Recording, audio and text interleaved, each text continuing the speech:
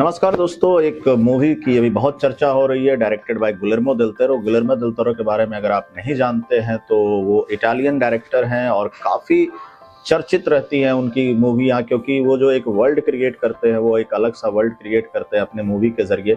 उनकी ऑस्कर जीती हुई मूवीज़ की मैं चर्चा करूँ तो शेप ऑफ वाटर, जिसने ऑस्कर जीता था, करीबन 2 साल पहले की बात है। और पिनोकियो की मैं बात करूँ, 2 साल नहीं, सॉरी, शेप ऑफ वाटर जो है आई थिंक 17 और 18 में आई थी, और पिनोकियो जो है करीबन 2 साल पहले उन्होंने उस एक एनिमेटेड पिक्चर को डायरेक्ट किया था, वो भी ऑस्कर ले गई थी। तो मुझे बहुत पसंद है उनका काम और मैं बहुत एडमायरर हूँ उनका, बहुत बड़ा फैन हूँ उनका।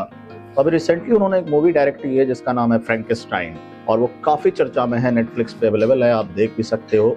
लेकिन जिस किताब पे आधारित है, तो मेरा मन हुआ कि मैं आपके साथ उस किताब के बारे में कुछ डिस्कशन करूं, आपके साथ कुछ उसके बारे में बातें रखूं।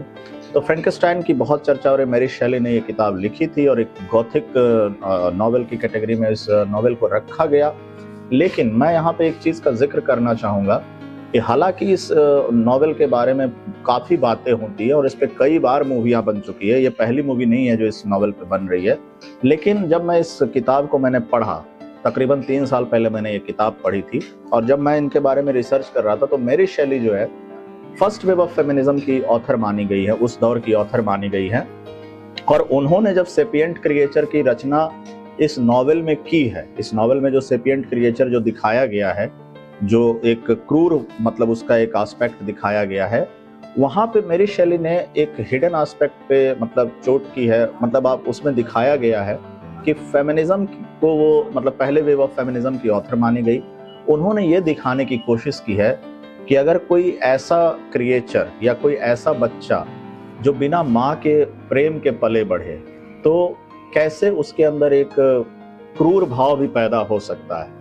तो इस नॉवेल को जो आप पढ़ते हैं तो उसके अंदर दिखता है कि चूंकि उसकी संरचना एक साइंटिस्ट ने की है, विक्टर फ्रैंकेस्टाइन जो साइंटिस्ट है उसने उसकी संरचना की होती है, लेकिन वो उस बच्चे को या उस क्रिएचर को, बच्चा कहने का मतलब उस क्रिएचर को, उसकी जो रचना होती है, कोमल पहलुओं से, मानवीय भावनाओं के उन पहलुओं से अछूता रखता है जो एक माँ बच्चे को दे सकती है या एक स्त्री बच्चे को दे सकती है।